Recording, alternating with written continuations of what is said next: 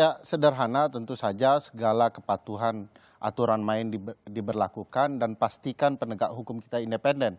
Jangan mereka pula yang terlibat dalam permainan ini, dalam kecurangan, dan betul-betul gunakan mata dan telinga kita untuk memastikan proses pengawasan oleh publik dilakukan, karena kita yang berdaulat dan kita yang bernasib kalau mereka terpilih.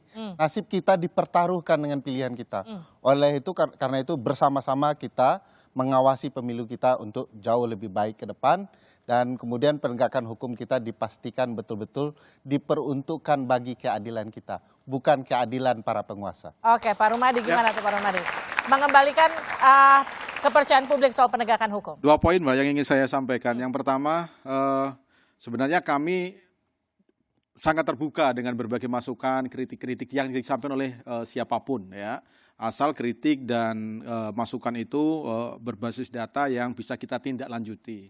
Jadi kami selama ini dengan Tersa Presiden juga banyak berdiskusi dengan teman-teman berbagai macam kalangan untuk mendapatkan insight tentang berbagai macam hal termasuk soal penegakan hukum. Jadi kami ingin memastikan bahwa pemerintah tetap bekerja dalam realnya, aspek-aspek yang terkait dengan penegakan hukum tetap kita jaga, supaya negara ini juga ke depan itu semakin kokoh. Kemudian yang kedua, terlepas tadi perdebatan yang kita dengarkan, saya kira teman-teman yang sekarang menjadi tim ses silakan aja berdebat, kami tidak ingin masuk ke ranah itu. Silakan aja tawarkan gagasan semaksimal mungkin, kalau memang masyarakat memberikan kepercayaan saya kira akan dipilih. Cuman saya kira kita juga harus profesional dalam mengemukakan pendapat, di dalam memberikan penilaian terhadap pemerintah.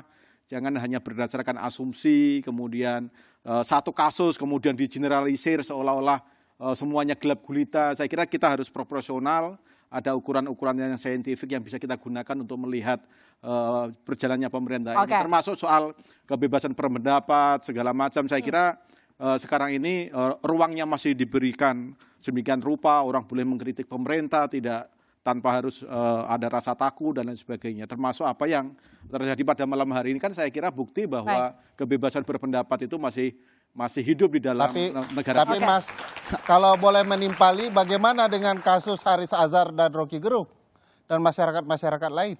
Ya, itu proses hukum. Wah, tapi itu melanggar kebebasan berpendapat, dinilai masyarakat, silakan menilai. Menyatakan pendapat secara lisan dan tulisan, konstitusi yang menjamin. Ya, itu sudah diadili di dalam ranah hukum, silakan dinilai, masyarakat juga bisa memberikan penilaian apa yang sebenarnya terjadi dengan kasus itu. Itu yang saya maksud sebenarnya tadi terkait dengan kebebasan berpendapat. Tapi Mbak, saya ingin sampaikan bahwa terlepas dari semua itu, sebagaimana 3 capres kita semuanya adalah putra terbaik bangsa, dan saya ingin bilang bahwa cukup mari kita menjaga demokrasi ini supaya sehat. Ada 3 tangan yang kita gunakan, Mbak. Tangan pertama itu adalah buah tangan. Mari kita bekerja memaksimalkan 2 bulan dengan gagasan narasi kita. Yang kedua adalah jabat tangan, menemui warga, memberikan hal-hal yang objektif. Dan yang terakhir adalah garis tangan kita tunggu. Dan yang terpenting jangan sampai ada campur tangan. Oke. Gimana tuh, Bang Roni? Jadi kalau dibilang apa yang dilakukan Pak Ganjar sekarang blunder, menurut Anda murni blunder atau ini murni kritik? Ya, ini terkait dengan ungkapan kekecewaan spontan. Yang pertama ya. Yang kedua, soal penegakan hukum, reformasi hukum, masyarakat sudah bisa melihat rekam jejak dari Pak Mahfud. Dan itu sudah terbukti. Dan saya yakin bahwa dasar-dasar yang sudah diletakkan oleh Pak Jokowi akan dituntaskan oleh Ganjar Mahfud. Oke, Pak Maman, gimana kalau dikatakan kita bilang kampanye masih 2,5 bulan lagi, kalaupun ada putaran kedua masih akan sampai pertengahan tahun di 2024, menjaga kondusivitas dan juga memastikan penegakan hukum bisa ongoing, bahkan lebih baik lagi siapapun yang terpilih nanti. Ini yang pertama saya mau bilang bahwa adik-adik kita di sini nih, mahasiswa-mahasiswa rakyat Indonesia sudah cerdas. Jadi tidak ada yang perlu kita khawatirkan. Mereka tahu kok mana yang tulus, mana yang nggak tulus. Mana yang ngebohong, mana yang nggak bohong. Mana yang ngarang-ngarang sama yang benar-benar real buat rakyat. Artinya kita serahkan sepenuhnya kepada masyarakat. Yang terpenting bagi saya satu hal ya Mbak ya. Di kubu kita ada Pak Prabowo yang duduk di pemerintahan. Di Mas Ganjar ada Pak Mahfud yang duduk di pemerintahan. Di Mas Anies ada Caimin yang duduk di pemerintahan. Sampai hari ini mereka masih duduk di pemerintahan.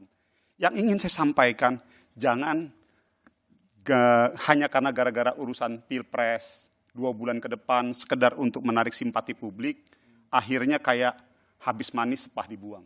Seakan-akan bahwa prestasi ada pasti kelemahan pemerintahan hari ini, tapi juga banyak prestasi langsung kayak dikesampingkan begitu saja hanya demi untuk membangun sebuah pencitraan positif bagi diri mereka.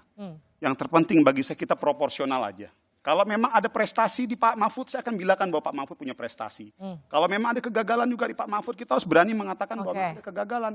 Sama halnya dengan Mas Caimin. Kalau memang ada prestasi, kita sampaikan ada prestasi. Kalau memang tidak ada prestasi, ya kita harus berani mengakui. Begitu juga di Pak Prabowo. Jadi bagi saya enak akhirnya tontonan politik 2 bulan ke depan menarik dilihat oleh rakyat. Yang dilihat adalah track record, yang dilihat adalah rekam jejak. Yang dilihat adalah apa yang udah lu berikan. Bukan hanya sekedar lip service, hanya sekedar untuk menarik simpati publik. Akhirnya arahnya apa? Membangun sebuah narasi. Yang tadi saya bilang, ya cenderung untuk lip service. Itu saja Mbak. Kalau saya sedikit, ya dari kami adalah bagaimana kita menjaga demokrasi ini berjalan sebagaimana mestinya. Karena ini adalah buah reformasi. Dan beberapa kejadian minggu sebelumnya itu sudah dilihat oleh publik. Dan ini bicara soal fakta. Ketika kita lihat ada hal-hal yang tidak sesuai, kemudian ada dari teman-teman mengadakan diskusi, wawancara seperti ini karena terjadi keresahan di masyarakat. Dan ini menjadi concern kita bersama bahwa dari Pak Ganjar dan Pak Mahfud merupakan anak kandung dari reformasi, kita akan menjaga demokrasi ini dengan baik.